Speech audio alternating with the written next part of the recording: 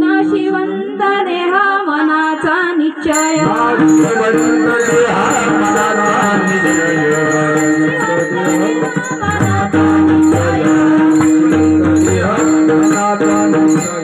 सद्गुरुचे पाय हृदया सो सद्गुरुजी पाय हृदया सो सद्गुरुजी पाय हृदया सो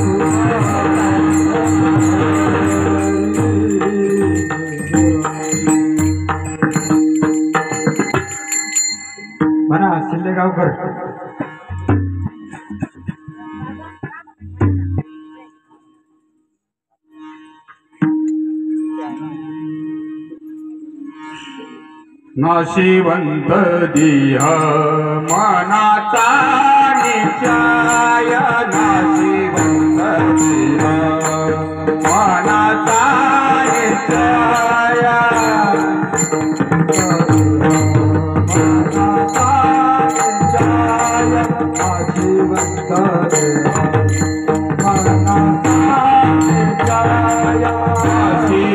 हृदया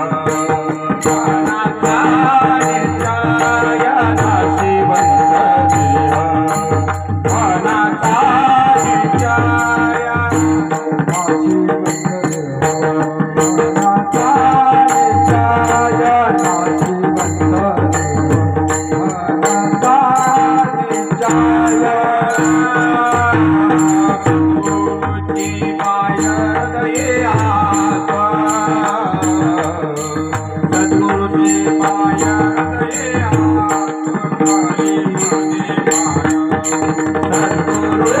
सो म्हणा शिंदेगावकर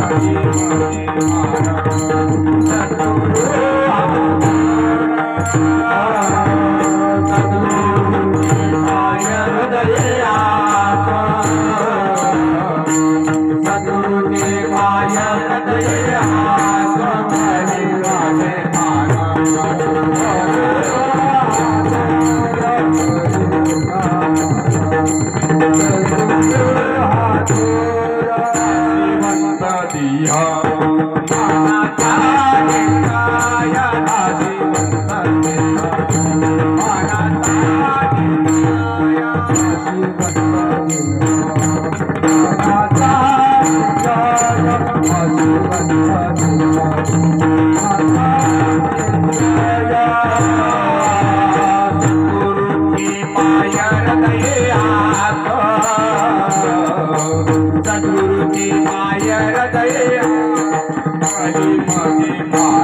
निश्चय नामाचा उच्चार मुखे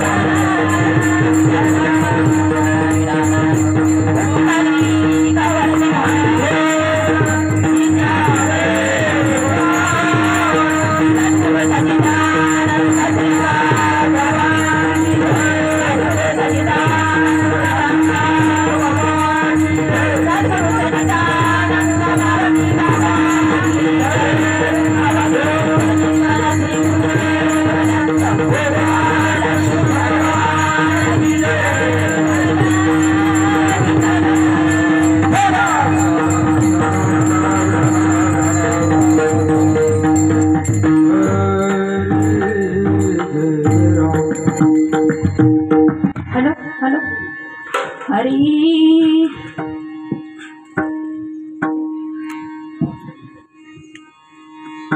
नाशिवंत देह मनाचा निश्चय, नाशिवंत देह मनाचा निश्चय, सद्गुरूचे पाय हृदय असो, सद्गुरूचे पाय हृदय असो. कलियुगामध्ये सद्गुरु हा थोरा, कलियुगामध्ये सद्गुरु हा थोर, नामाचा उच्चार सुखी असो. भजनाचा गजर नामाचा उच्चार, भजनाचा गजर नामाचा उच्चार, हृदयी निरंतर नरहरीच्या. कलीमध्ये फार सद्गुरु हा थोर, नामाचा उच्चार मुखी असो. महायोग पीठे तटे भीमरत्या, वरम पुंडरीकाय दतु मुनींद्रे, समागस्तचित्तं तमानंद गंधं, परब्रह्मलिंगं भजे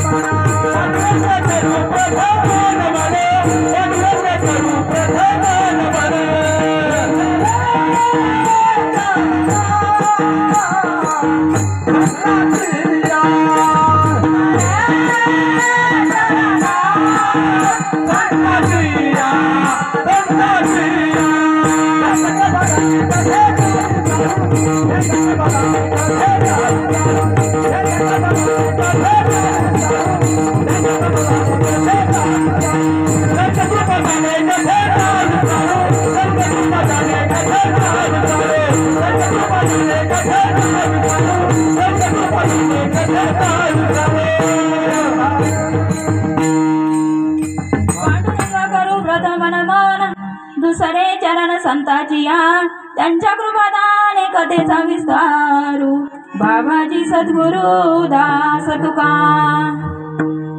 जयांचे केले स्मरण, होय सकळ विद्येचे अधिकरण. तेची वंदू श्री चरण श्री गुरूंचे ते नमस्कार म्हणी आता. ओम नमो ज्ञानेश्वरा, ओम नमो ज्ञानेश्वरा, ओम नमो ज्ञानेश्वरा,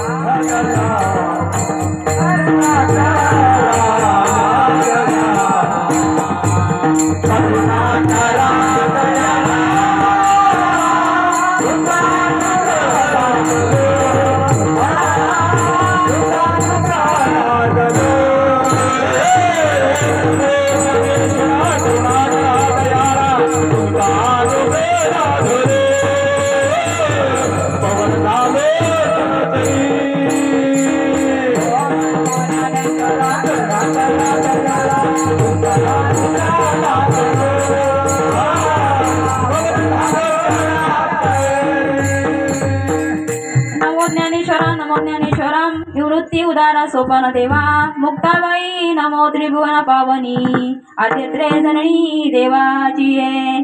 या जगत उद्धारा लागी धरिला अवतार, मिरविला बळीवार सिद्धाईचा.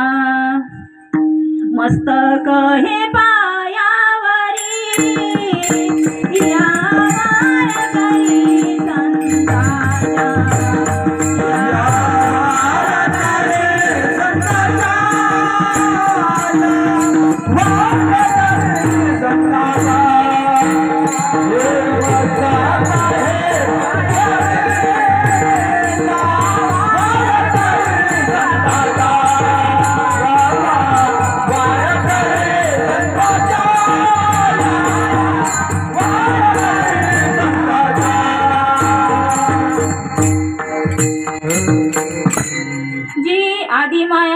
सती जी ब्रह्म्याची होय प्रकृती जी कविवरांची ध्येय मूर्ती ब्रह्मकुमारी शारदा या जगदंबे कारणा असो माझे साष्टांग नमन मिले करू आहे अजान अभिमान माझा धरावा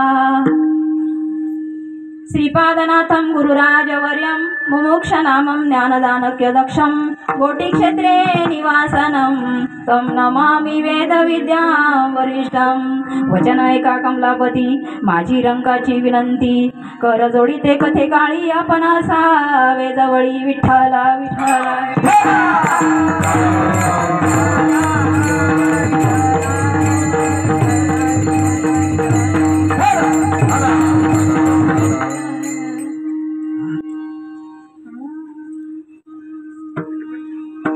नाशिवंत देह मनाचा निश्चय सद्गुरूचे पाय हृदय असो तुमच्या पवित्र आत्म्यांच्या सेवेसाठी घेतलेला अभंग आपले श्री संत नरहरी महाराज यांचा 4 चरणाचा अभंग सेवेसाठी घेतला विठ्ठल विठ्ठल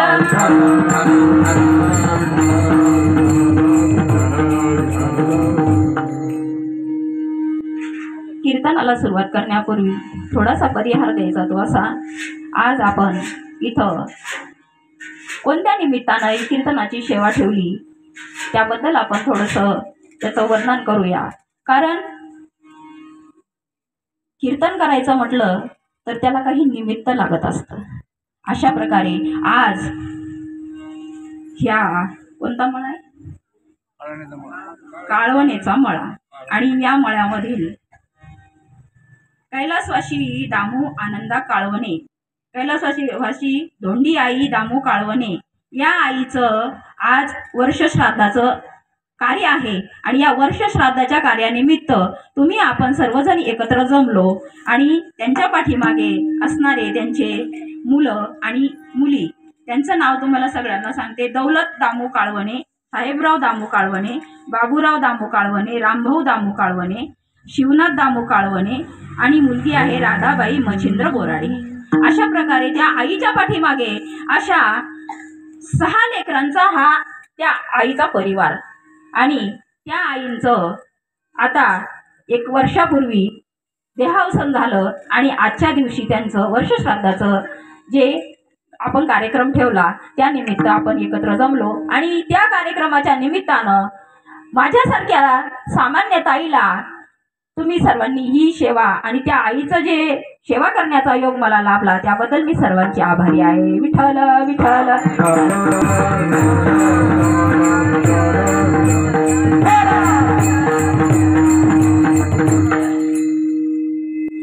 बघा मायबापांनो कीर्तन असं कधीही पण कीर्तन ठेवता येत नाही त्याच्यासाठी काहीतरी निमित्त लागतं आणि निमित्तामुळं ह्या कीर्तनाची प्रवचनाची सेवा ठेवण्यात येते आमच्या घरी वाढदिवस आहे या कीर्तनाला आमच्या घरी वर्षश्राद्ध आहे या कीर्तनाला आमच्या गावात सप्ताह आहे या कीर्तनाला तसं कीर्तनाला येणं होतं का नाही पाहुणे रावणे सुद्धा अशा निमित्तानं एकत्र येतात आणि आलेल्या मंडळीला आजच्या दिवशी ज्यांनी देह ठेवला ते देहानं निघून गेले आणि ते गेल्याच्या नंतर त्याच्या पाठीमागं आपल्याला काहीतरी बोध घ्यायचा असतो आणि अशा प्रकारे जी मागं राहिलेली जी मंडळी आहे अशांना ते त्यांच्या मार्गाला लागलेले आज आता 1 वर्ष होतंय वर्षश्राद्ध केल्या जातं आणि 1 वर्षाच्या नंतर त्या जीवाला पुढं योनी मिळत असते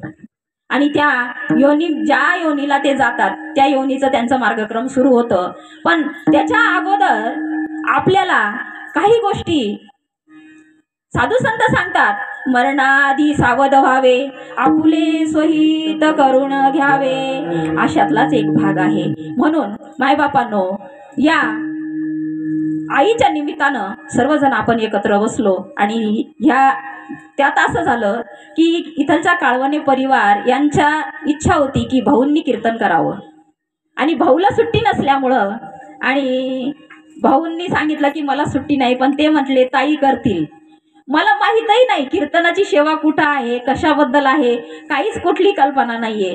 आणि भाऊनी, साईनाथ भाऊ आहेत आमचे, यांनी मला फोन केला, म्हटले ताई तुमची सेवा, मागच्या शनिवारी मला फोन केला, म्हटले ताई तुमचे कीर्तन आहे. म्हटलं मला माहीत नाही, पण म्हणे मला असं माहीत झालं तुमची कीर्तनाची सेवा आहे मळ्यामध्ये. म्हटलं भाऊ, मला भाऊला विचारावं लागेल, कारण मला माहीत नाही कुठं काय आहे. तर त्यावेळेस मला कळालं की कीर्तनाची सेवा, आणि भाऊ म्हणतात की मग तुला करावं लागेल, म्हणून मला ही गोष्ट माहिती झाली आणि त्या निमित्तानं इथे येण्याचा योग. विठ्ठल विठ्ठल.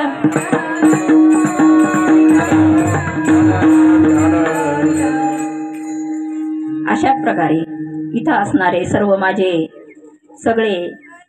सगळे म्हणजे भगिनी आहेत आणि बंधू पण आहेत, गुरुबंधू आहेत, गुरु बहिणी आहेत, तुम्ही बसलेले सर्व पवित्र आत्मे, आणि तुमच्या सर्वांच्या पवित्र आत्म्यांना माझ्यासारख्या पामरानं काय सांगावं. मज पामरा काय थोरपण, पायीची वाहन पायी बरी. पण कुठेतरी साधू संतांचा निरोप आहे. साधू संतांचं जे आपल्याला मिळालेलं जे ज्ञान आहे, ते ज्ञान असं जर आपण आपल्या आतमध्ये जर ठेवलं तर त्याचं काही सोनं होणार आहे का. ते जे आपण अशी ठावे ते इतरांशी सांगावे, शहाणे करून सोडावे सकळ जन. अशातला एक भाग आहे. म्हणून इथं उभं राहून 4 गोष्टी आपल्या पतिराजांनी जे आपल्याला सांगितलं ते आपण करायला पाहिजे. कोणत्याही ताईनं आपल्या मालकांच्या शब्दाच्या बाहेर न जाता त्यांनी जे सांगितलं ते काम करायला पाहिजे. विठ्ठल विठ्ठल विठ्ठल. तसेच आमचे मृदंगमणी जे भाऊ आहेत, काय नाव भाऊ यांचं, सागर महाराज. हा, सागर महाराज आहे. त्यांची कायम आमच्या भाऊंना आम्हाला साथ मिळत असते, आणि समजदार माणूस आहे, सगळ्या गोष्टीनं सर्वगुण संपन्न आहेत, आणि ते पण आज कीर्तनाला उपस्थित झाले भाऊच्या आग्रहास्तव. आणि हे बसलेले पेटी मास्तर जे बाबा आहेत, यांचं नाव काय, गोविंद महाराज, ते नाना, हा, त्यांनी पण आपल्या या हार्मोनियमवर बसलेले. आणि अशा प्रकारे खेळीमेळीनं काय कसं असतं, श्रीपाद बाबा आमचे सद्गुरू सांगायचे, कीर्तन हे खूप मोठा समाज आहे, खूप मोठी मंडळी आहे, यांच्यामध्ये आपण कीर्तन करायला पाहिजे. अशातला योग आहे, भाग आहे का.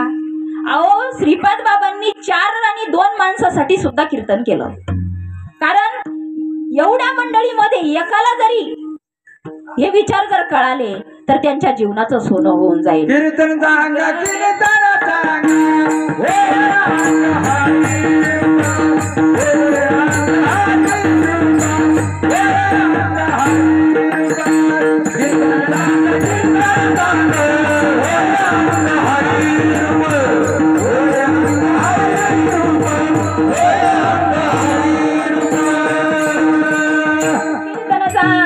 कीर्तन सांग.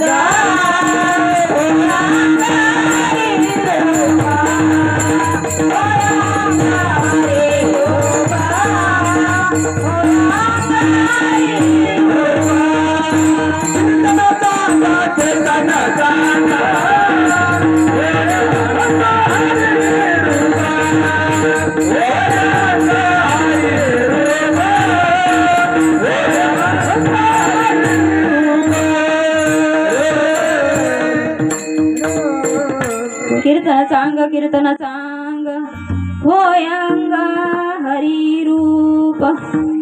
कीर्तनानं काय होतं मायबापांनो, कीर्तनानं आपला अंग हरिरूप होतं, आपलं चित्त हरिरूप होतं. कारण या चित्तामध्ये, या संसारातला असंख्य गोष्टी आपल्या चित्तामध्ये बसलेल्या आहे, आणि यांचा थोडा विसर पडण्यासाठी हा कीर्तनाची जागा.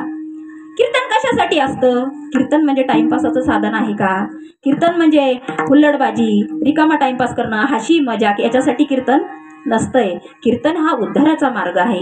म्हणून साधू संतांनी आपल्याला हा जे पूर्वीचे साधू संत होऊन गेले, त्यांनी आपल्याला हे कीर्तनाचा ठेवा जसाच्या तसा जपून ठेवल्यामुळं तुमच्या आमच्यासारख्यांना या गोष्टीचा आनंद मिळतो.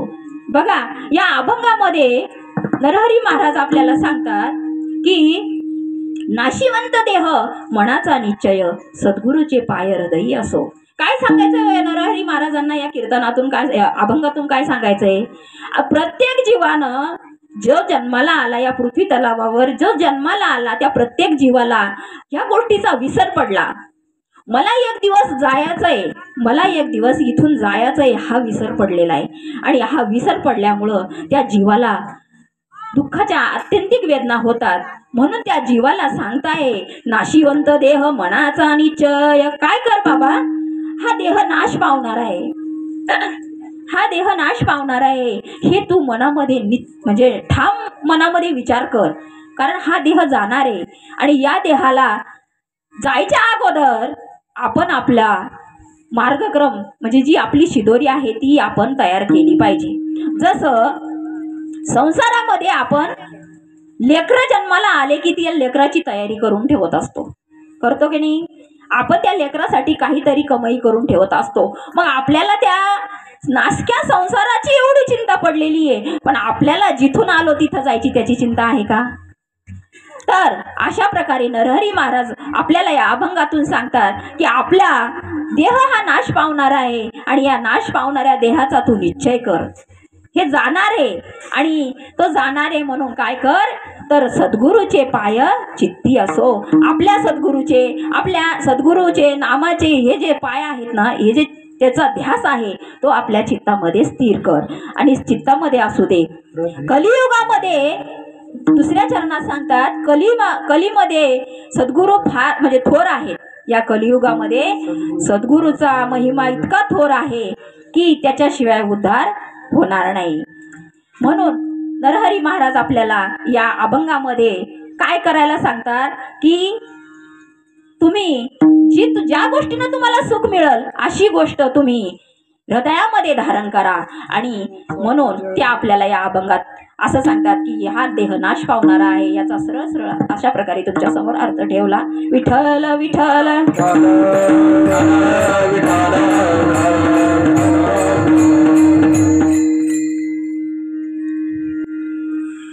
जीवन जगत असताना प्रत्येक जीवाला सुख पाहिजे असतंय आणि सुखाच्या शोधासाठी जीव तळमळ करतो.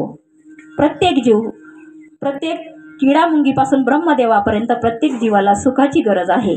आणि सुख मिळतं का हो? सुख हे मिळत नाही, सुख हे शोधून सापडत नाही. सुख कुठं आहे? सुख आहे आपल्याजवळ. किंबहुना सोय जीवात्म्यासिला आहे, तेत जे होय तया नाम सुख. ज्ञानेश्वर महाराज सांगतात की हे सुख आपल्याच जवळ आहे. तुझे आहे तुझ पासी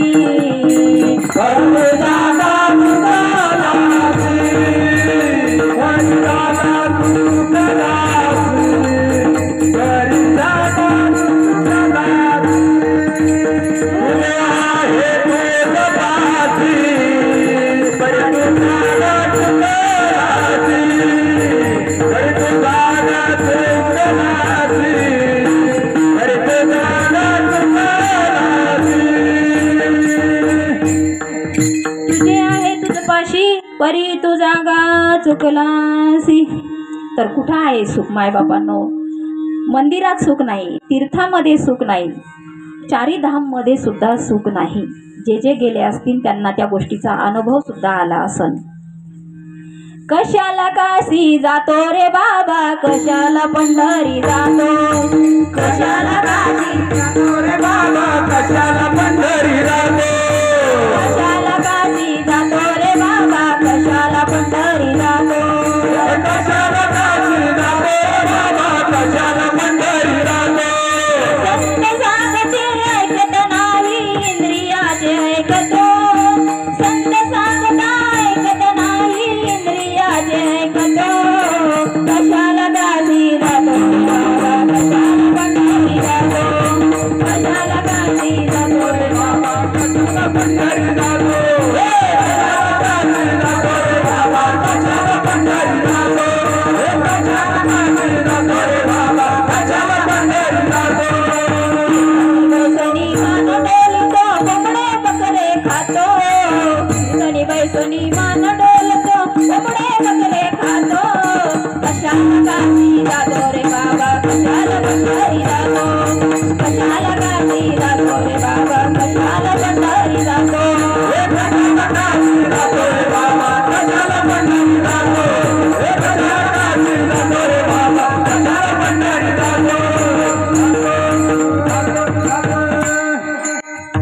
कशाला पंढरी जातो, कशाला काशी जातो. अरे मायबापांनो, सगळं काही आपल्या जवळ असताना जीव हा इकडं तिकडं भटकतो आणि इकडं तिकडं शोध घ्यायला जातो, पण सुख मिळत नाही. सर्व सुखाचे आशा जन्म दिला. बोला जन्म दिला. आशा नायका मुक्ती यज्ञ नाही केला. यज्ञ नाही केला. हिंडता दिशा शिना पावला.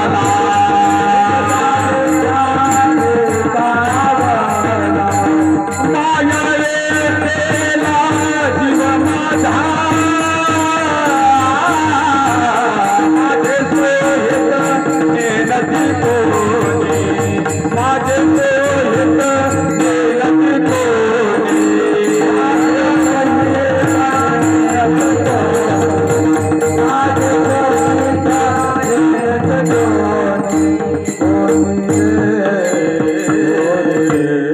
अशा प्रकारे या सुखाच्या शोधासाठी सर्व माणूस आयुष्य गमावून बसतं, पण जे करायचं ते करत नाही आणि जे करायचंय ते केलं पाहिजे. तुका म्हणे हेला आणि पाणी वाहता वाहता मेला. काय करतो जीव? आयुष्यभर काबाड कष्ट करत असतो आणि आयुष्यभर काबाड कष्ट करून करून करून एक दिवस हा देह ठेवतो आणि निघून जातो. काही नेता येतं का सोबत? काहीच नेता येत नाही. बघा, इतका त्रास आहे त्या जीवाला, इतका. या जो जन्माला आला ना त्याला प्रत्येकाला इतका भयानक त्रास आहे, पण तरी सुद्धा जीव ताळ्यावर येत नाही. तरी त्याला समजत नाही काय करायला पाहिजे, काय नाही करायला पाहिजे. कारण ते का कळत नाही?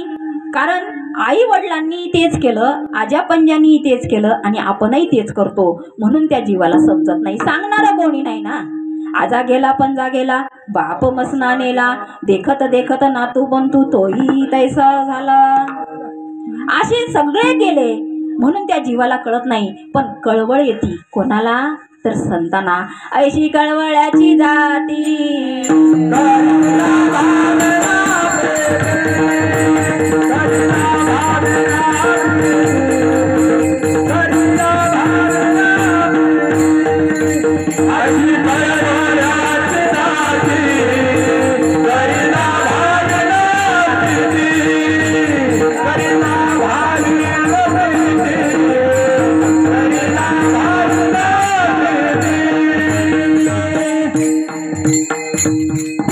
असा कळवळा कोणाला येतो? फक्त साधू संतांना येतो. म्हणून साधू संतांना तळमळ वाटती की अरे आपण पण जन्म घेतला, पण आपण यांच्यासारखे एवढे दुःखी जीवन जगत नाही. साधू संताकडे बघा, साधू संतांचं जीवन कसं असतं.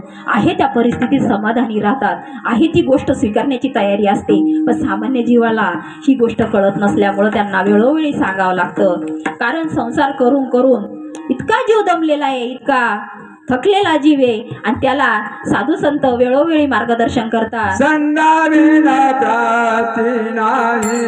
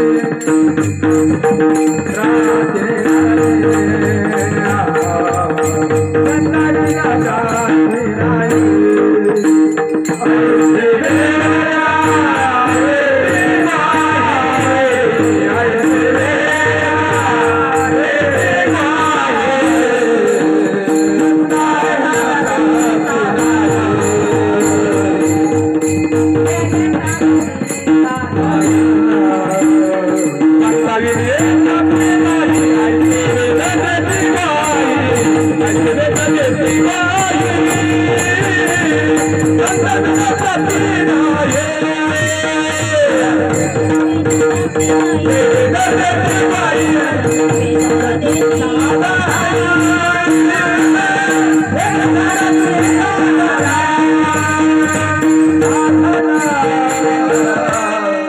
संताविना प्राप्ती नाही ऐसे वेद देती गही. वेदांनी सुद्धा सांगितलं की या कलियुगामध्ये संतांशिवाय आपल्या हाती काहीही लागणार नाही. कारण साधं बघा तुम्ही, संसार प्रपंचामध्ये आपण जिथं राहतो, जिथं कर्मभूमी आहे आपली, अशा ठिकाणी प्रत्येक ठिकाणी आपल्याला मार्गदर्शनाची गरज असते. जर आपण एखाद्या गावाला गेलो किंवा एखाद्या आपल्या सासरवाडीला एखादा भाऊ जातो आणि त्या ठिकाणी नवीन गाव असतं, पहिल्यांदाच गेलेला असतो, मग त्याला ते गाव लवकर सापडत नाही. मग तो काय करतो, रस्त्यानं चालता चालता एखाद्या भाऊला विचारतो की अमुक अमुक गाव कोणत्या ठिकाणी आहे, कुठं आहे, कसं आहे, तो विचारतो. मग तो जाता जाता जर तो त्याला माहिती आहे कुठं आहे काय आहे, पण तरी ते सापडतं का? नाही सापडत. पण विचारलं तर काय आपलं नुकसान होणार आहे का? पुशे त्याचे कधी न नाशे.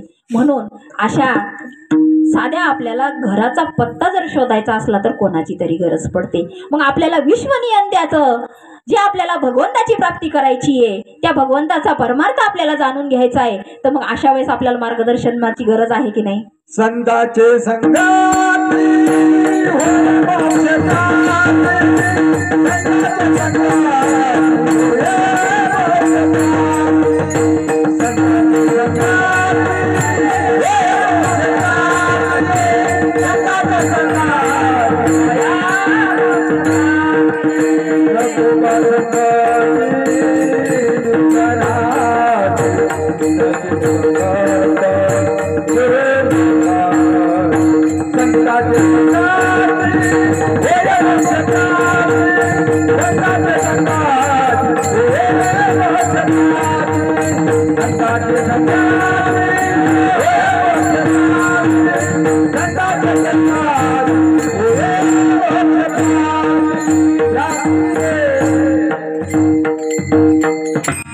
अशा प्रकारे संत तळमळीनं हाकारुनी सांगे तुका, नाम घेता राहू नका.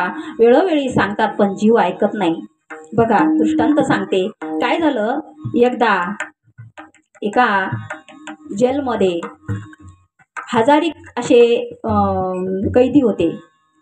1000पर्यंत कैदी होते त्या जलामध्ये. आणि त्या जलाचा जो जेलर होता आणि त्या जेलर तो त्यांची देखभाल करत होता, त्यांची देखरेख करायचा. मग अशा वेळेस काय झालं, त्याची बदली झाली. दृष्टांत मी कशासाठी सांगते याचा फक्त तुम्ही म्हणजे चांगलं परीक्षण करा, कान देऊन ऐका. कारण दृष्टांत हा सिद्धांत पटण्यासाठी असतो. त्यावेळेस त्या जेलरनं काय केलं, त्याची बदली होणार होती. मग त्यानं काय केलं, त्याची बदलीची ट्रान्सफरची ऑर्डर आली आणि तो दुसरीकडे जाणार होता. मग त्या ठिकाणी दुसरा जेलर नेमला गेला. मग त्या जेलरला यांनी जाता जाता काय सांगितलं, म्हणे भाऊ, ह्या जेलमधले सर्व जे कैदी आहेत या कैद्यांना सोडून देण्याची ऑर्डर आलेली आहे. काय सोडून देण्याची ऑर्डर आलेली आहे. मग आता यांना सोडायचंय. मग तू नवीन आहे, तू बाहेरून आलेला आहे, तू नवीन आहे, तुला माहित नाही यांच्या खोडी काय आहेत, हे कसे आहेत हे तुला माहित नाही. मग तुला ज्यावेळेस त्यांना सोडायचंय ना, त्यावेळेस तू फक्त माझा सल्ला घे. मग म्हणे सांगा म्हणे काय करायचं, कसं सोडायचं त्यांना. तर म्हणे काय कर, एक फलक लावून दे, तिथं बोर्ड लावला आणि त्या बोर्डवर असं लिहिलं की आज या जेलमध्ये जेवढे कैदी आहेत एवढ्या कैद्यांना त्यांना जी गोष्ट पाहिजे ती सर्व काही त्यांना मिळणार आहे. जी गोष्ट पाहिजे ती मिळणार आहे असं तिथं फलक लावला गेला. मग आता ते कैदी इतके आनंदी झाले. तो फलक पाहिल्याच्या नंतर, तो बोर्ड पाहिल्याच्या नंतर ते कैदी खूप आनंदी झाले. सगळ्यांना आनंद वाटायला लागला की आज आपल्याला मनासारख्या गोष्टी मिळणार. म्हणून मग तिथं सगळ्याच गोष्टी मिळणार होत्या ना. जी पाहिजे तुमची इच्छा, मनामध्ये जी इच्छा झाली ती पूर्ण होणार होती. मग अशा वेळेस सगळ्यांनी लाईन लावली आणि सगळे एका लाईनीत उभे राहिले. अशी लाईन लावल्याच्या नंतर प्रत्येक जण यायचा आणि प्रत्येकजण आपली इच्छा व्यक्त करायचा. मग त्यातला एक पहिला कैदी आला आणि पहिला कैदीनं त्याची इच्छा व्यक्त केली. म्हटला, साहेब मला हे ना रोज 2 बॉटल दारूच्या लागतात, मला त्या दारूच्या बॉटल देत जा. मग ते म्हणे चालेल म्हणे, तुला इथं सांगितलेलंच आहे, जे पाहिजे ते मिळेल, मग तुला बॉटल मिळतील. तो बाजूला गेला. दुसरा आला, तो म्हणतो मला सिगरेटचे 2-4 पाकिटाला दररोज लागतात. मग तो पण तयार झाला, म्हणे चालेल तुला मिळेल. तो बाजूला गेला. तिसरा आला, तो म्हणे मला बाकी काही लागत नाही, मला जेवायला चांगलं लागतं, मला बाजरीची भाकर, मेथीची भाजी, त्याच्या आवडीचे जे पदार्थ आहे त्याने ते मागितले. मग असे प्रत्येकजण आपापल्या आवडीचं मागू लागला. पण त्याच्यातला असाच एक एखादा काहीतरी पूर्व पुण्य त्याच्या पदरी असल आणि अशा प्रकारे सगळे 1000 जे कैदी होते त्यांनी आपापल्या इच्छा व्यक्त केल्या आणि त्यांना त्या मिळाल्या. पण सगळ्यात शेवटचा जो कैदी होता तो काय बोलला? तो म्हटला, महाराज, कैदी साहेब, जेलर साहेब, मला बाकी काहीच नको, पण मला आहे ना या जलातून बाहेर काढा. काय करा? मला या जलातून बाहेर काढा. त्यावेळेस त्याला या जलातून बाहेर काढल्या गेलं. मग मला हे सांगा मायबापांनो, जीवाला जे गोष्टी करायच्या त्या गोष्टी जीव करत नाही, जे पाहिजे ते राहून जातं. मग त्यांना मिळालं नसतं का? त्यांची सुटका झाली नसती का? असा जीव या भौतिक सुखामध्ये गुंतून पडल्यामुळं त्या जीवाचं म्हणजे नुकसान होतंय हे त्या जीवाला कळत नाही. म्हणून साधू संत वेळोवेळी यांना सांगतात, आता जागा रे भाई न जागा, भागा. आता जागा रे भाई न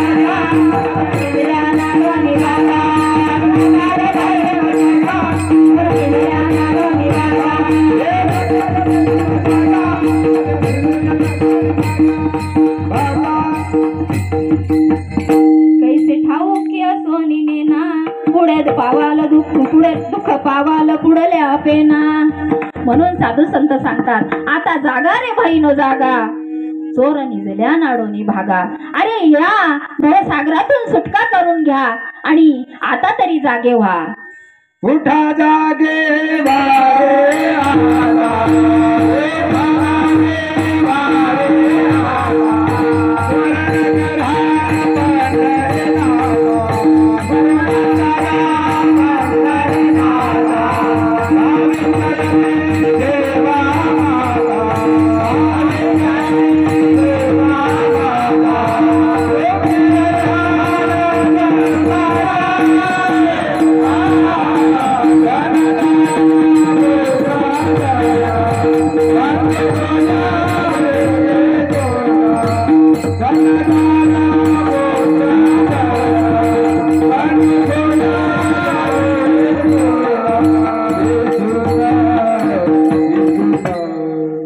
अशा प्रकारे जागे व्हा.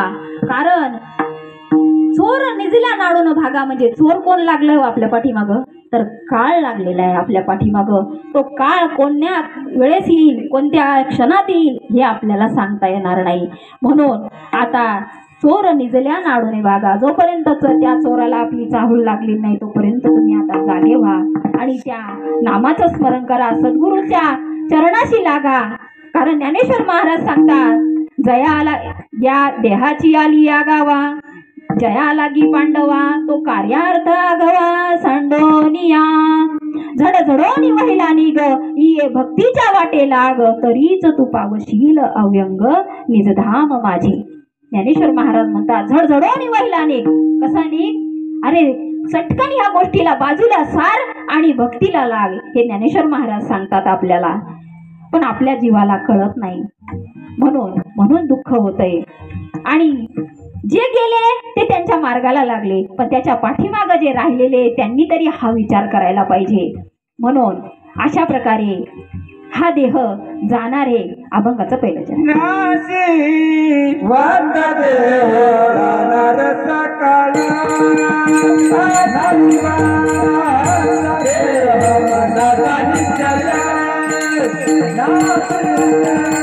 वांदा देव मनाचा निश्चय, नासी वांदा देव मनाचा निश्चय.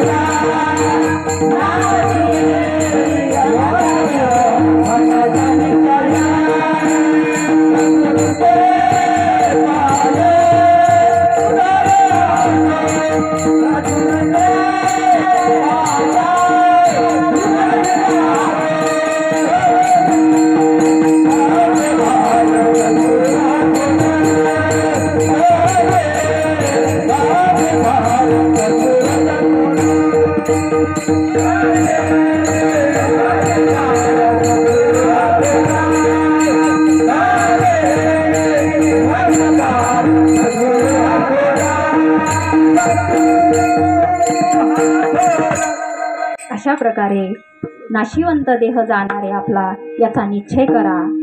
कारण या जीवाला कळत नाही. जीव इतका उर्मट आहे, इतका उद्धट असतोय हा जीव. याला अहंकारानं, काम क्रोध मद मत्सर अहंकारानं ग्रासलेलं आहे. तो ऐकायच्या स्थितीतच नाहीये. म्हणून मायबापांनो, साधू संताला संसाराचं उदाहरण द्यावं लागतं. चालता चालता जी गोष्ट समोर येते अशा प्रकारचं उदाहरण देऊन समजून सांगावं लागतं. काय झालं, दृष्टांत याच्यासाठी आहे कारण सामान्य जीवाला दृष्टांत दिल्याशिवाय कळत नाही. आपण जर ज्ञानाचं किती काही ज्ञान समोर टाकलं तर ज्ञान समजायला नामचिंतन लागतं आणि नामचिंतन असेल तरच ज्ञान कळतं. म्हणून सामान्य जीवाला साध्या सोप्या भाषेत ज्ञानेश्वर माऊलींनी हरिपाठ रचला, ज्ञानेश्वरी तयार केली, अमृत अनुभव तयार केला, चांगदेव 65 तयार केली. कारण जीवाला कळत नव्हतं म्हणून 4 ग्रंथ तयार करून ठेवले आणि हे 4ही ग्रंथ प्रत्येक जीवाला जो जसा जसा ज्याचा भाव तसा त्याला देव. अशा प्रकारे साधू संतांना या गोष्टीची आईला कळवळ असते हो ताई. कारण आई ही आईच असते. ही आईची हृदयाची भाषा कधीही कोणाला समजणार नाही. संत हे आपली आई आहेत कारण तेच आपल्यावर उपकार करू शकतात, तेच आपल्याला या गोष्टीचं मार्गदर्शन करू शकतात. काय झालं, जीव असा उद्धट असल्यामुळं त्या जीवाला सांगायचा प्रयत्न करतात पण तो ऐकतो का नाही. काय झालं, एकदा जंगलामध्ये एका चिमणीने एक खोपा तयार केला. खोपा तयार केला तर ती बिचारी काबाड कष्ट करून प्रत्येक चोचीमध्ये एक एक काडी, गवताची काडी आणून ती तिचा खोपा तयार करू लागली. करत असताना त्या झाडावर बाकीच्या साईडला माकडं बसलेले होते, वानरं बसलेले होते. ते बघायचे तिच्याकडं. तिचा आपलं तेच धंदा, गेली उडून जायची चोचीमध्ये गवताचं हे घेऊन यायची, काडी घेऊन यायची आणि तिची ती विणत बसायची. हे बघायचे. उन्हाळ्याचे दिवस होते, तिनं तिचा खोपा तयार केला. हिवाळाही गेला, तिनं तिचा मस्त सुंदर खोपा तयार झाला आणि तिनं तिचा संसार त्या खोप्यामध्ये थाटला. आता ते बघत होते माकडं. पण त्या चिमणीला काय वाटलं, याला हात आहे, याला पाय आहे, तरी सुद्धा हा काही काम करीत नाही. काय झालं, ती म्हणायला गेली, 2 हात 2 पाव आदमी सरी की काया, 2 हात 2 पाव आदमी सरी की काया, 8 महिने गवाया तूने घर नहीं बनाया. काय म्हणते चिमणी, तुला 2 हात आहे, तुला 2 पाय आहे, तरी सुद्धा तू घर तयार केलं नाही. आता या माकडानं गप्प बसावं ना, खरंच आहे ना, त्यानं तयार केलं का, नाही केलं. मग त्या माकडाला काय वाटलं, ही एवढीशी चिमणी आज मला शहाणपणा शिकवती काय, मला शिकवायला निघाली. त्या चिमणीचा राग आला त्या माकडाला. पण त्या माकडाला राग आल्यावर त्यानं गपचित जावं ना निघून. पण ते तसं नसतंय, कारण ती जीव आहे ना इतका म्हणजे विचित्र प्राणी आहे, त्याला कळतच नाही. म्हणून त्यानं काय केलं, उडी मारली. तिच्या ज्या डांगीला तिचा खोपा होता त्याच्यावर उडी मारली. तो खोपा धरला, हातात दचकन तोडला आणि चुरामुरा करून फेकून दिला. मग मला सांगा, तिनं काय वाईट केलं होतं का, ती सांगत होती. अशा प्रकारे जीव आहे ना इतका उद्धट प्राणी आहे. साधू संताची भाषा जीवाला कळत नाही. म्हणून साधू संताला या गोष्टीची तळमळ लागते. साधू संत सांगण्याचा प्रयत्न करतात आणि ते करत असताना त्या जीवाला कळत नाही, पण कळायला पाहिजे. कारण त्यांच्याशिवाय आताच भाऊ बोलले, संतन की संग लाग रे,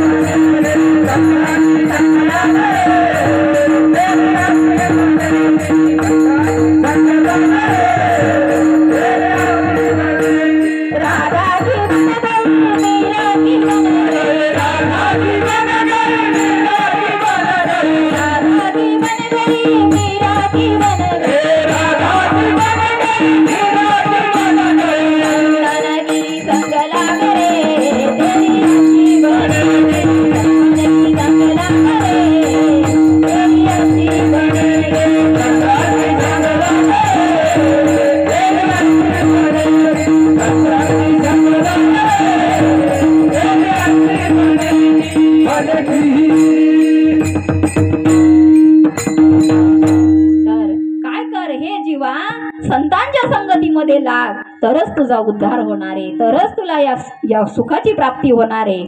तसं तुला सुख मिळू शकणार नाही. म्हणून अभंगाचं दुसरं चरण. हो हो हो हो कडी मध्ये फारा सद्गुरु हा थोर. कडी मध्ये फारा सद्गुरु हा थोर.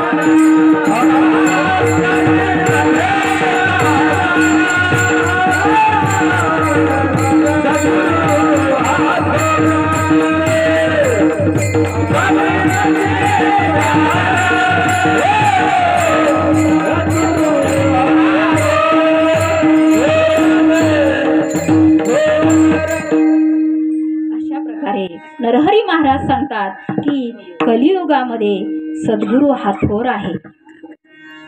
साधू थोर जाना, साधू थोर जाना, साधू थोर जाना, साधू थोर जाना, साधू थोर जाना,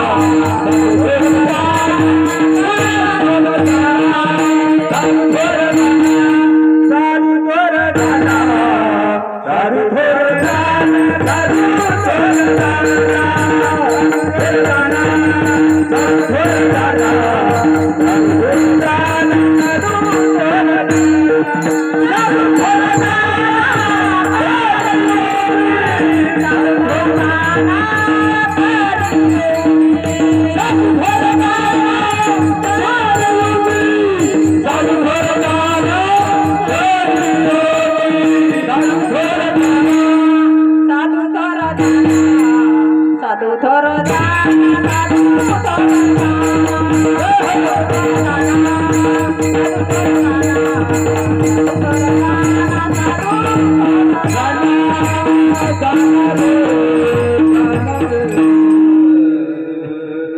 अशा प्रकारे या कलियुगामध्ये साधू हे थोर महात्मे आहेत आणि तेच आपल्या जीवनाचा उद्धार करणार आहे. म्हणून नरहरी महाराजांनी स्वतः अनुभव घेतला आणि अनुभव घेऊन जगाला सांगितलं. हा अनुभव, कारण ज्याला अनुभव नाही ना तो सांगू शकणार नाही. मला सांगा, बोटानं दाखवू तुला रे घे अनुभव गुरूच्या मुला, बोटानं दाखवू तुला रे घे अनुभव गुरूच्या मुला, अनुभव गुरूच्या मुला, बोटानं दाखवू तुला रे घे अनुभव गुरूच्या मुला, घे अनुभव गुरूच्या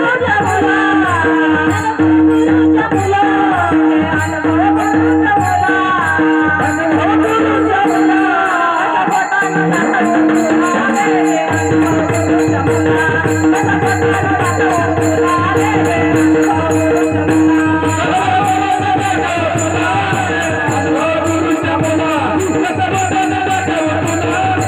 अनुभव गुरूच्या मुला.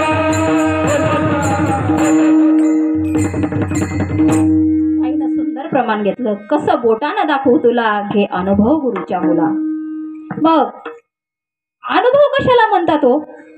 कशाला म्हणतात अनुभव? बघा, संसारामध्ये प्रत्येक गोष्टीचा अनुभव आपण घेतो.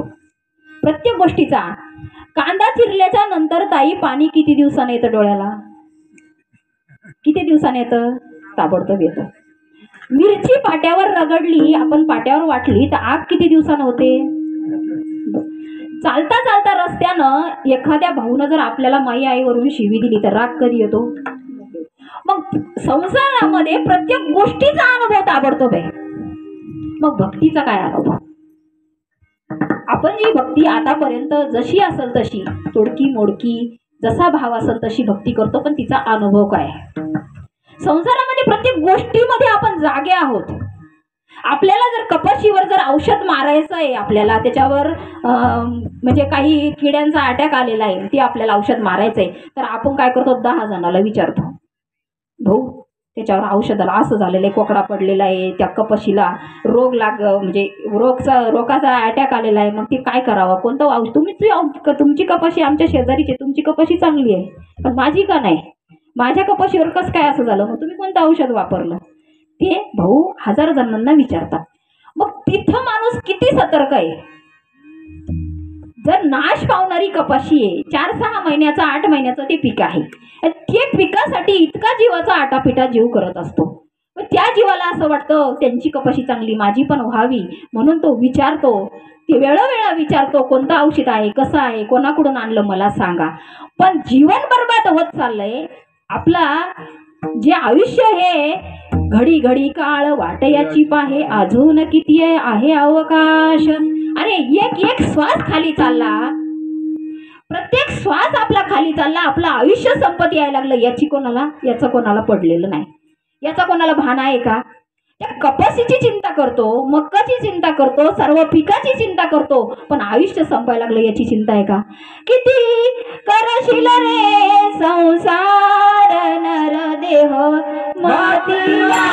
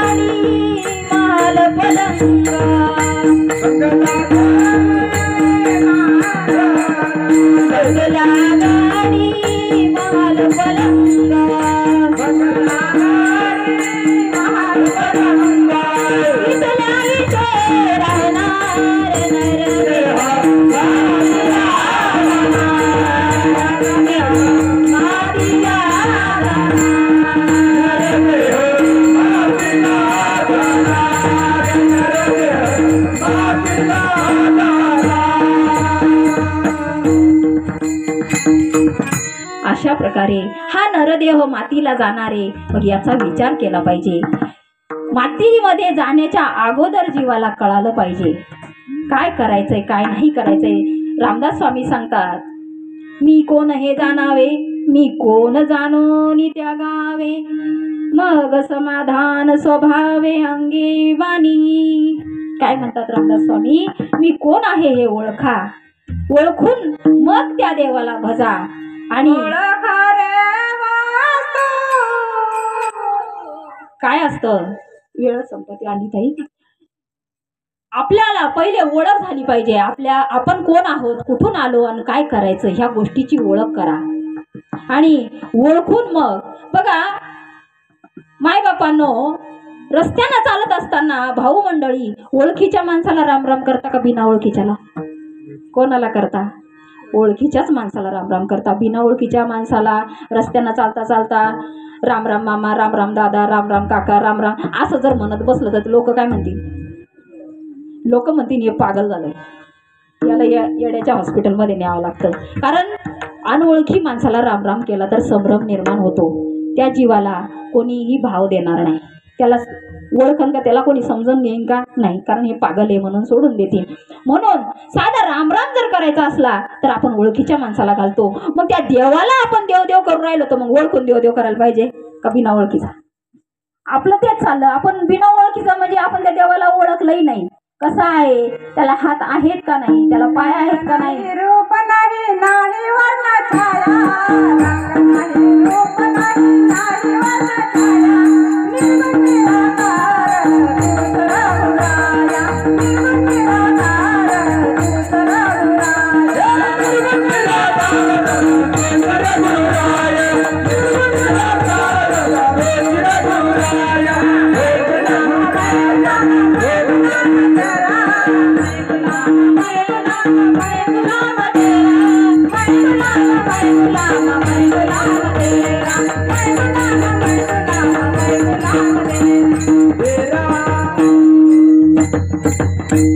मला सांगा कीर्तन किती वाजेपर्यंत करायचं?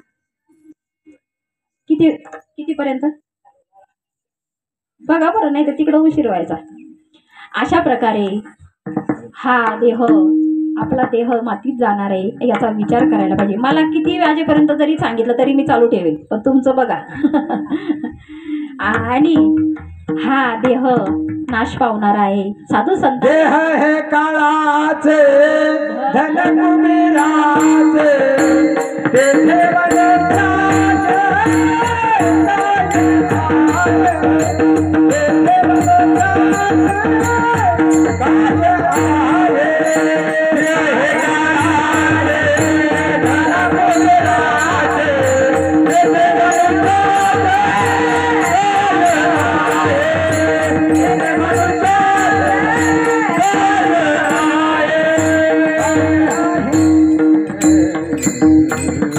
देह हे काळाचे, हा देह काळाचा आहे आणि तेथे या मनुष्याचे काय आहे? काहीच नाहीये मायबापानो. हे फक्त बोलून नाही दाखवते तुम्हाला, अनुभवाचं सांगते. कारण अनुभव आले अंगा,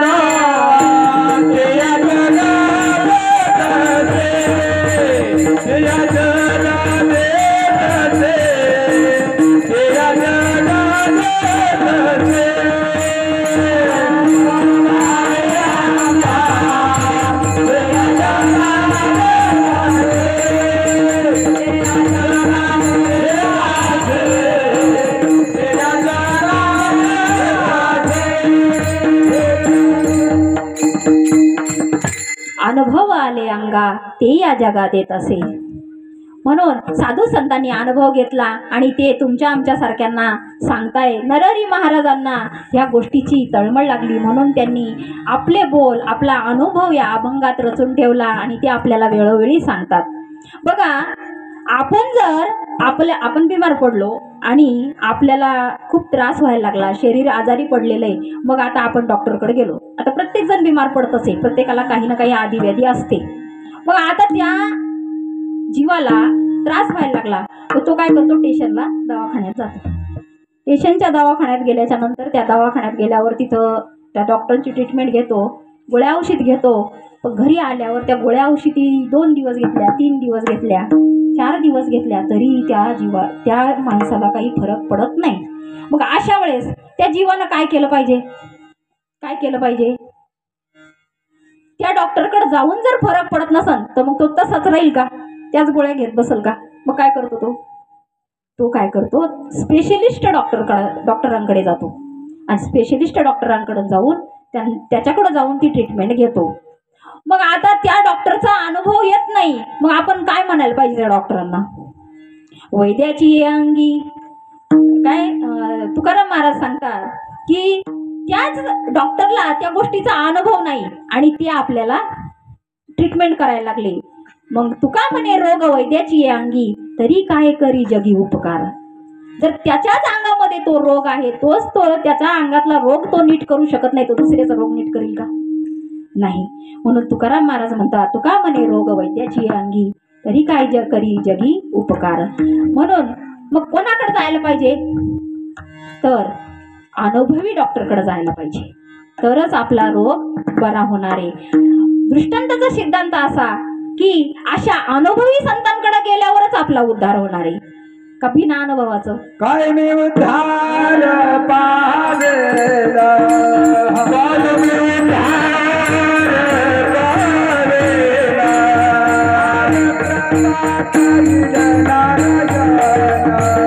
काय मी उद्धार पावेला,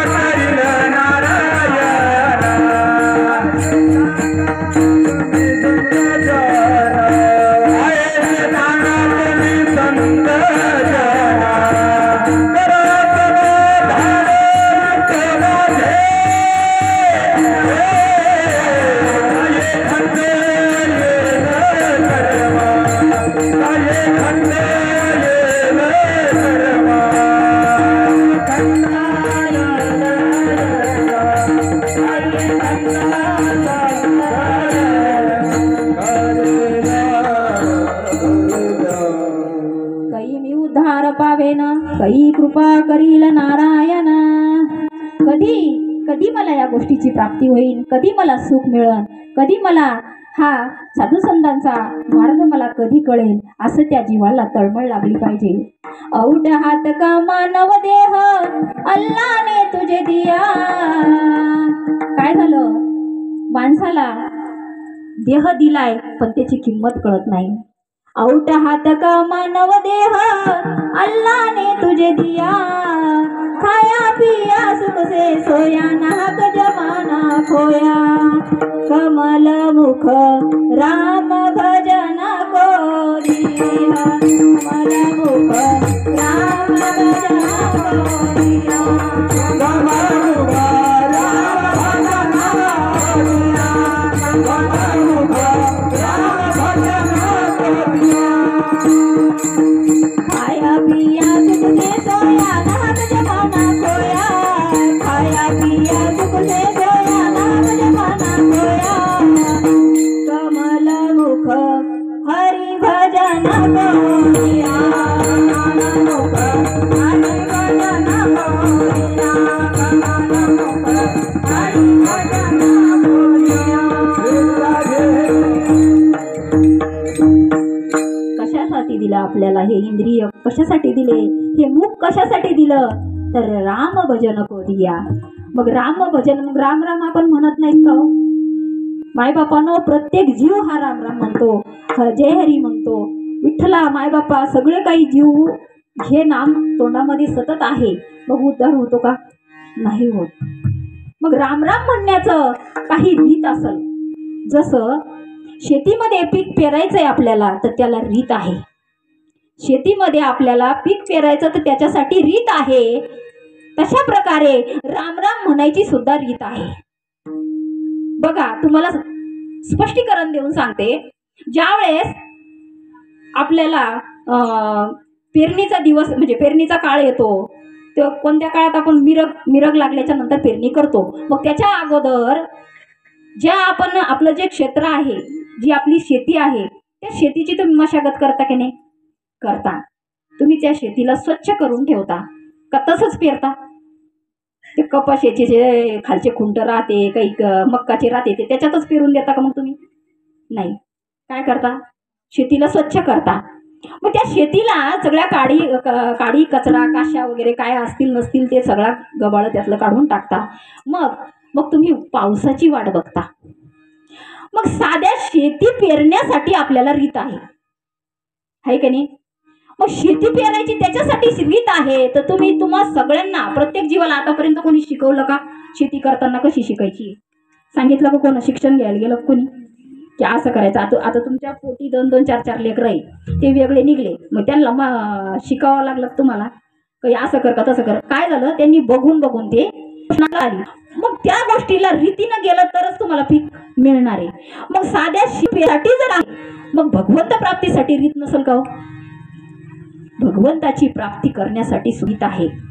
राम रामाची होये, राम रामाची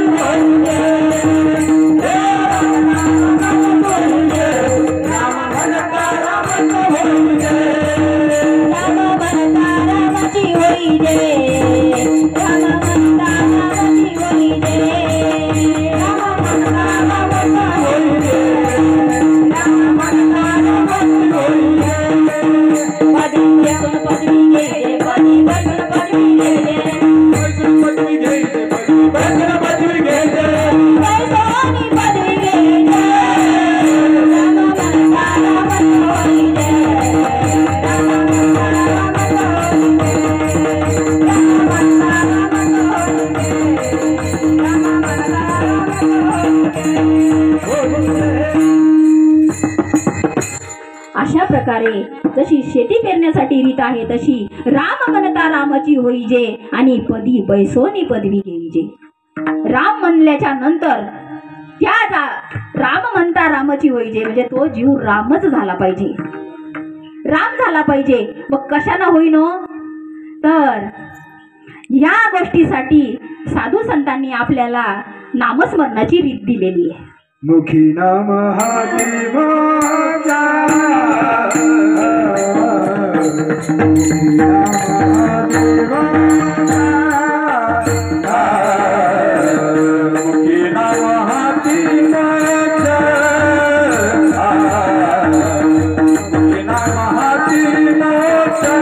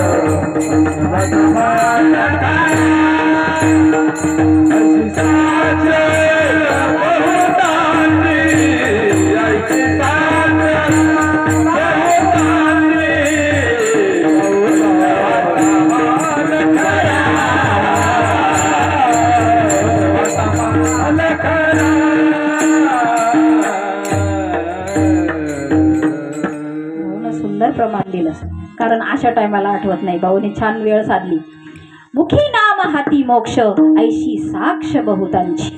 काय होतं, नाम घेतल्याच्या नंतर त्या जीवाला जसं आपण शेतीची मशागत करतो तशा प्रकारे त्या सद्गुरूला शरण गेल्याच्या नंतर ती नामाची रीत आपल्याला सांगतात. आणि ते नामस्मरण कसं करायचं त्याची रीत सांगितल्याच्या नंतर त्या जीवावर, त्या जीवाच्या आतमध्ये बसलेले जे विकार आहेत, प्रत्येक जीवाच्या आतमध्ये ते विकार बसले.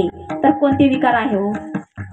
ओले मृत्तिकेचे मंदिर, ओले मृत्तिकेचे मंदिर,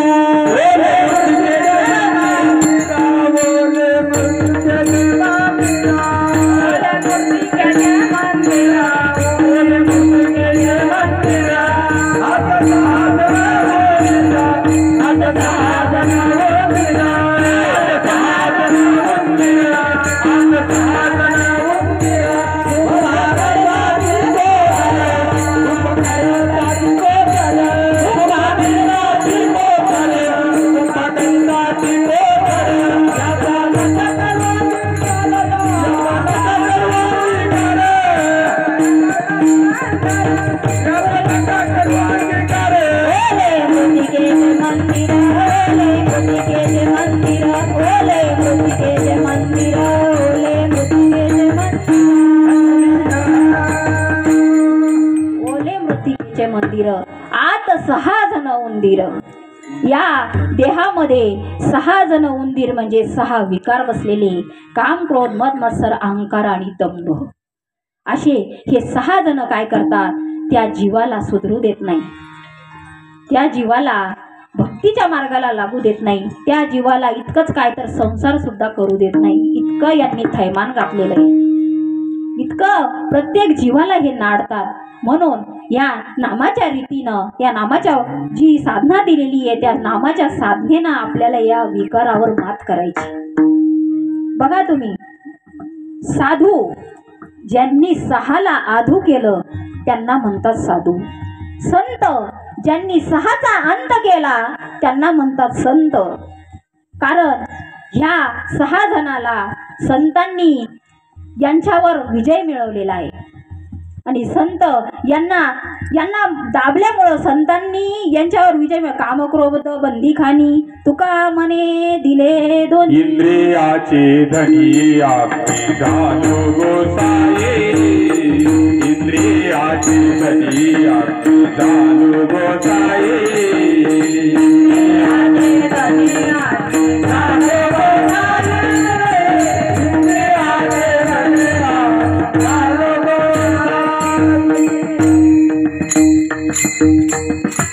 कामक्रोध बंदीखानी तुका मने दिले 2, इंद्रियाचे धनी आम्ही झालो गोसाई. काय झाले, संत गोसाई झाले, कारण ह्या विकारावर त्यांनी विजय मिळवला. म्हणून मायबापांनो त्या रीतीनं संतांच्या पद्धतीनं मार्ग धावून गेले आधी दयानिधी संत ते येण्याची पण ते चालू जाता न पडे गुंथा कोठे काही. म्हणून साधू संतांच्या रीती पद्धतीनं आपण गेलं पाहिजे. रामानं सुद्धा गुरु केले, रामानं वशिष्ठ गुरु केले आणि कृष्णानं सांदीपन ऋषींना शरण गेले आणि तरच त्यांना या गोष्टीची प्राप्ती झाली. म्हणून तुम्हा आम्हाला आपल्याला सुद्धा अशा साधू संतांचा पदर धरायचा आहे. ऐशी याचा पदर धरा, ऐशी याचा पदर धरा, ऐशी याचा पदर धरा, ऐशी याचा पदर धरा.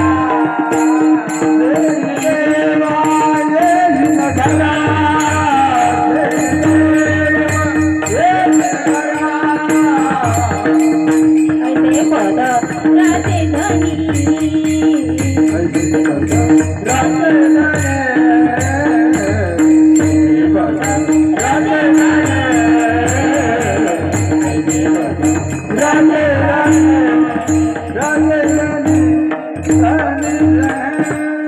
ऐशी याचा पदर धरा जेणे देव येईल घरा. अशा साधू संतांचा आपण सानिध्य धरलं पाहिजे. अशा साधू संतांच्या सानिध्यात आपण राहिलं पाहिजे जेणेकरून आपल्याला सुखाची प्राप्ती होईल. वेळोवेळी साधू संत आपल्याला सांगून जातात पण आपल्याला ती गोष्ट कळत नाही. म्हणून या आईच्या माध्यमातून बघा, त्या आईंनी जसं त्यांचं कर्म असन तसं त्यांनी त्यांचं जीवन व्यतीत केलं आणि देह ठेवून त्या त्यांच्या निजधामाला पोहोचल्या. पण आपण जे राहिलेले मंडळी आहेत मागे बघा, आपण आपल्याला स्मशान वैराग्य येतं. ज्यावेळेस आपण स्मशानभूमीत जातो त्यावेळेस आपल्याला खरोखर खूप दुःख होतं. तेवढ्या काळापुरतं, तेवढ्या टायमापुरतं तो दिवस असतो. ते दिवसभर दुःख करतो प्रत्येक जी, बाई लय अवघड झालं, बाई असं व्हायला नव्हतं पाहिजे, आता मागं राहिलेल्यांचं कसं होईल, असं जीव म्हणत चालतो. पण ते स्मशान वैराग्य असतं. ते खरं वैराग्य असतं का? ते खरं वैराग्य नसतं. खरं वैराग्य कोणाकडे आहे हो? खरं वैराग्य साधू संतांकडे आहे. साधू संत क्षणोक्षणी हाची करावा विचार, तरावया पार भव सिंधू. क्षणाक्षणाला साधू संत विचार करतात. क्षणाक्षणाला विचार करून ते त्यावर जागे राहतात आणि जगा काळ खाय आम्ही माथा दिला पाय. ते या जगाला काळ खातो पण साधू संत म्हणतात आम्ही माथा दिला पाय. मग साधू संतांनी या काळावर विजय प्राप्त केला आणि ते आपल्याला त्यांच्या अनुभवाचे बोल आपल्याला सांगतात की अरे आता इकडं तिकडं भटकू नका. मृग के नाभी में कस्तुरी वसत है, मृग जंगल भटकत जाय, मनुष्य के शरीर में देव वसत है, मूर्ख ना समजाय. कबीरदास महाराज म्हणतात की मृगाच्या नाभीमध्ये कस्तुरी असते, त्याला वास येत असतो, पण त्या मृगाला कळतं का? त्या हरणाला कळत नाही. मृग म्हणजे हरिण. त्या हरणाला कळत नाही हा वास कुठून येतो. ते नुसतं जंगलामध्ये भटकत पळतं, त्या मृगजळाच्या पाठीमागं लागतं आणि पळत राहतं पण त्याला ते काही कळत नाही. ज्यावेळेस वाघ येतो त्याच्यावर झडप घालतो आणि वाघाने ज्यावेळेस त्याचं नळड दाबलं का त्यावेळेस ते पडल्या त्याला आहे ना त्याच्या नाभीमधून वास येत असतो. कसं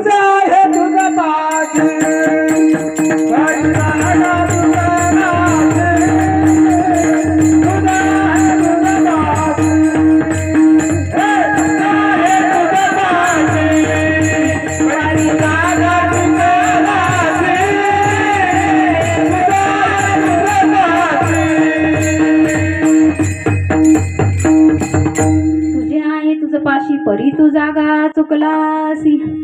अशा प्रकारे आपल्या जवळच देव आहे आणि आपल्या जवळच्या देवाची आपल्याला अनुभूती यावं असं जर वाटत असेल तर आपण तो मार्ग जी रीत आहे ती समजून घेतली पाहिजे आणि संतांना शरण जाऊन ती गोष्ट समजून घ्यायची आणि आपल्या जीवाचं सोनं करायचंय. घेता नाम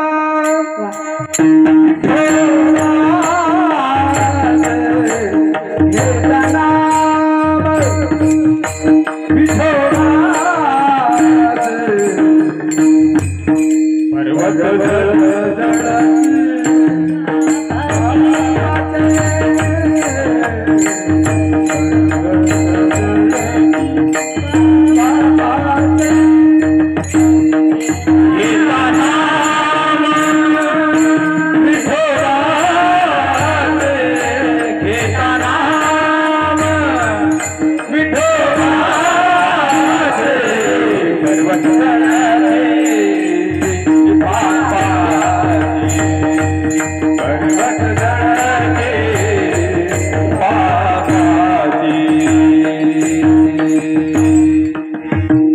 ऐसा नामाचा महिमा वेद शिनला झाली सीमा.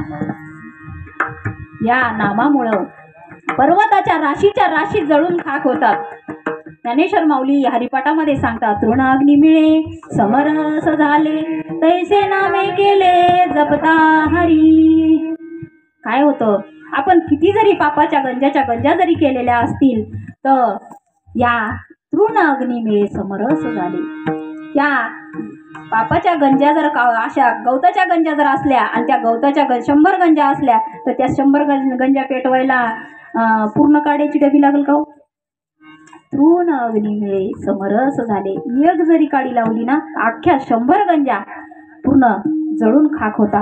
म्हणून वाद्या कोळी सुद्धा किती पापी होता, खूप पापी होता, पण त्याचा सुद्धा उद्धार झाला. मग तुम्ही आपण एवढे पापी आहोत का? तुम्ही आपण एवढे पापी नाही. आपण लय काय केलं असेल, आपण लय समजा एखादी टाकी भरून दारू पिली असेल किंवा काही मांस मच्छर खाल्ला असेल, कितीतरी समजा क्विंटल खाल्ला असेल, त्या कोळ्या इतके आपण इतके पापी नाही. मग त्याचा जर उद्धार होऊ शकतो तर तुमचा आमचा उद्धार होणार नाही का? म्हणून ह्या नामानं उद्धार होतो आणि उद्धार नामानच होतो आणि ते आपल्याला अनुभवानं तिसऱ्या चरणात संत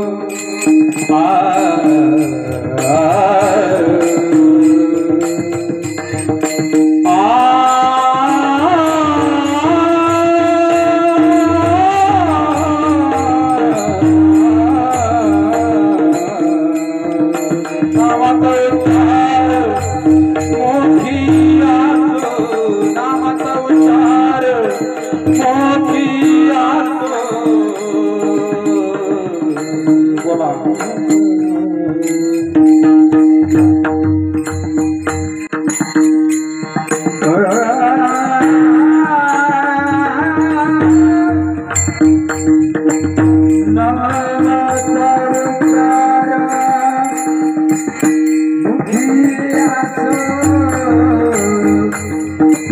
नामाचा उच्चारा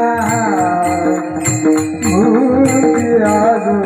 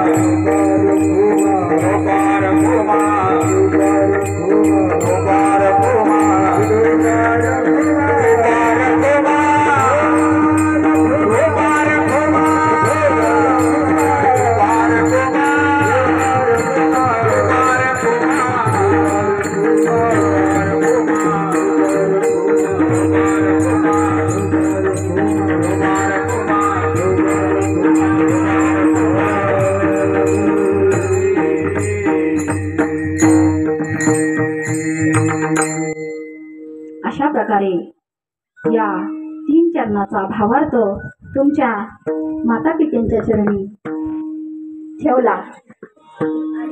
याचा अर्थ असाच आहे।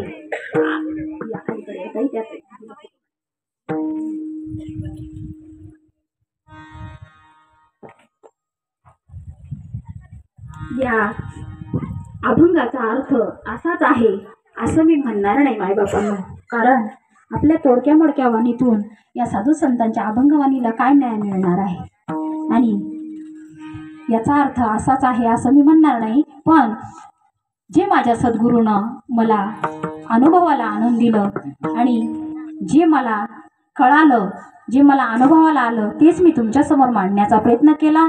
आणि माझं काही याच्यात चुकलं असेल, माझं काही याच्यातून म्हणजे अपशब्द बोलले गेले असतील, कोणाला लागलं असेल किंवा कोणाला काही वाटलं असेल, तर त्या गोष्टी ह्या माझ्या बुद्धीच्या वाणीचा दोष आहे, म्हणून त्या सोडून द्यायच्या. आणि जे चांगलं आहे, जे साधू संतांचं आहे ते आपल्याला ग्रहण करायचं असतं.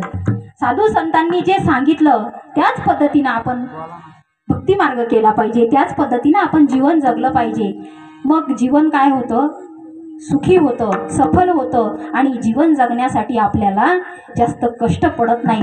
म्हणून साधू संत आपल्याला या अशा अभंग रचनेतून, अशा या ग्रंथातून आपल्याला मार्गदर्शन करतात. म्हणून मायबापांनो, कारण मी किती बी सांगत बसले तर मला वेळ भरपूर आहे, पण हे जे टाळकरी मंडळी बसले उभे राहिलेले यांना खूप काही कामं आहेत त्यांच्या पाठीमागं. कारण ऐकायला खूप गोड लागतं, आपल्याला ऐका वाटतं, शब्द प्रत्येक शब्द आपल्याला असा हृदयात ओतून घ्यावा वाटतो, पण काही कामं असतात पाठीमागं. आणि संध्याकाळी भाऊंची सेवा असल्यामुळं, सावता मंदिरामध्ये सेवा असल्यामुळं त्यांना परत संध्याकाळी हजर व्हावं लागणार आहे. आणि दिवसभरात जी कामं पडलेली, आता उघाड मिळालेली आहे, शेतातले कामं राहिलेले असतात आणि म्हणून त्यांना गडबड आहे. आता 12 वाजून गेले आणि आमचे जे साऊंड सिस्टमवाले जे भाऊ आहेत, खरंच तो म्हणजे इतका आज्ञाधारक मुलगा आहे, त्याच्यासारखं म्हणजे त्याचं नवल करावं तितकं थोडं आहे. आणि त्यांची साऊंड सिस्टमची जी सेवा आहे ती वेळोवेळी आम्हाला मिळते आणि सेवा आम्हालाच मिळते म्हणून नाही, पण तो प्रत्येक ठिकाणी सेवा व्यवस्थित करतो. खरोखर भगवंत त्याच्या पाठीमागं कायम उभा राहील हे मी सद्गुरू सच्चिदानंद श्रीपाद बाबाला या गोष्टीची विनंती करते. आणि त्यांना आपण त्या गोष्टी म्हणजे बाबांना मागू की आशा या जीवाला खरोखर म्हणजे त्यांनी त्यांच्या ज्या आशा इच्छा अपेक्षा असतील त्या सगळं पूर्ण हो म्हणून ही प्रार्थना करते.